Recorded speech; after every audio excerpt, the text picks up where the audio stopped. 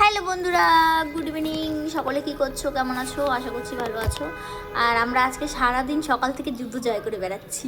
কি যুদ্ধ জয় করছি সেটাও বলবো, তার আগে একটু গল্প টল্প করে নিই তোমাদের সাথে। তো এই দিনকাল যেমন যাওয়ার সেমনই যাচ্ছে। 2-3 দিন থেকে কাজে আসছি, ওষুধ খাচ্ছি, ওষুধের উপর চলছি। এই হলো আমার জীবন। মাঝে মাঝে ভাবি যে কী জানি বেঁচে থাকবো না মরে যাবো, তাও জানি না।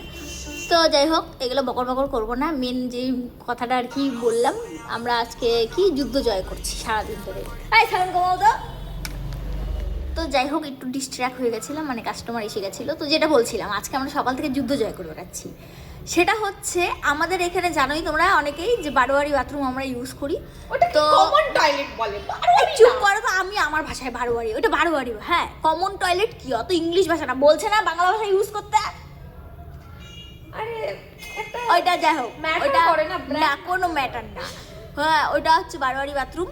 তার মধ্যে কিছু স্পেসিফিক ব্যাপার ছিল যে আমরা এই কিছু দোকান আছি যাদের মধ্যে আর কি সীমিত থাকবে। তো ব্যাপারটা এখন সীমিতর থেকে একটু এক্সট্রিম পর্যায়ে চলে গেছে, মানে তালা খোলা থাকে। তো সেই কারণে আর কি বাথরুমটা অতীব জঘন্য নোংরা, মানে এত জঘন্য নোংরা যে আমরা মেয়ে মানুষরা তো দূরের কথা, ছেলে মানুষরাও যেতে পারছে না, এমনই নোংরা অবস্থা। তো যিনি পরিষ্কার করে দিয়ে যায় তিনিও কি পরিষ্কার করেছে জানি না। তো সেই কারণে আমরা যেতে পারছি না। আজকে সকাল থেকে ভাবো, সেই সকাল 10:30টার সময় বর্ষা এসছে, আমি তো না হয় সেকেন্ড শিফটে এসেছি। তো সকাল থেকে বাথরুম চাপিয়ে রাখতে রাখতে রাখতে রাখতে অবশেষে যখন পেটে ব্যথা উঠে যায়, তখন 3:30টার সময় আমরা পাশের একটা শপিং মলে গেছিলাম, কি ফ্যাশন ফ্যাক্টরিতে। ওখানে গিয়ে একবার করে এসেছি, এবার বারবার কি অন্য কোথাও যাওয়া যায়? তাও আমাদের চেনা জানা মানুষ পাওয়া গেল, মানে আমার তো খুবই চেনা মানুষ কম, বর্ষার থ্রুতে আর কি আমিও আর কি ওর সাথে গেছি। তো এবার তারপরে সেই 3:30টার পরে এই যে কিছুক্ষণ আগে আবার কোথায় যাব চিন্তা করতে করতে জুডিওতে গেছিলাম। তো জুডিওতে ওদের লিফট খারাপ জন্য মানে স্টাফ ছাড়া আদার্স কাউকে ঢুকতে দিচ্ছে না। তো সেই কারণে ওখান থেকে বেরিয়ে আবার কোথায় যাব চিন্তা করতে করতে রিলায়েন্সে গেলাম। মানে ভাবো আমাদের সিচুয়েশনটা কি একবার।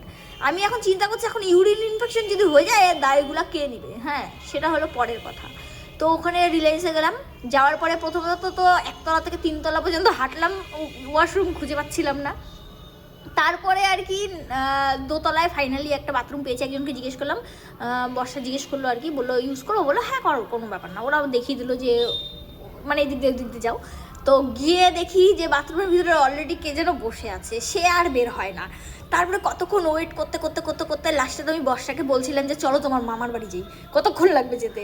মানে ফাইনালি আমরা বের হবো, ওই সময়টা আর কি বাথরুমটা ফাঁকা হয়েছে। তখন আমাদেরকে ওদেরই একটা রিলায়েন্সেরই একজন স্টাফ বললো যে এখন ফাঁকা আছে, এখন যাও। তারপরে গেলাম। তো যাই হোক, স্টাফগুলো তাও ভালো যে আমাদেরকে ইউজ করতে দিয়েছে, কিছু বলেনি।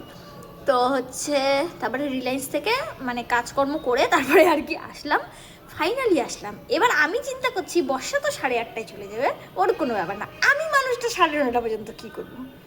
ভাবা, এত দুবিধাকর ব্যাপার, এগুলো দুবিধাকর ব্যাপার নিয়ে থাকা যায়? ভাবতে ভাবতে তো আর এদিকে আমাকে ডাক্তার বলেছে বেশি করে জল খেতে, দিনে 5 লিটার জল খেতে। 5 লিটার জল খেয়ে আমি কয়বার বাথরুমে যাবো সারাদিনে? অলরেডি আমার জ্বালাপোড়া এখান থেকে শুরু হয়ে যাচ্ছে, কিন্তু আমি জল খাওয়ার সাহস পাচ্ছি না। মানে কি বলবো ভাই, বলেছে তো আমাদের তো ল্যান্ডলর্ড বলেছে যে কালকের মধ্যে সব পরিষ্কার হয়ে যাবে। এখন জানি না, হয়ে গেলে তো ভালো, অতীব ভালো, নয়তো আবার অসুস্থ হবো, আমাদের স্টোর বন্ধ থাকবে, আর কিছু করার নেই। কারণ এবার অসুস্থ হলে তো আমরা দুজন একসাথে হবো। তাই না? তাই না বর্ষা, কিছু বলতে চাও? No comments. নো কমেন্টস, ঠিক আছে, কিছু বলার নেই আর। Tata, bye bye.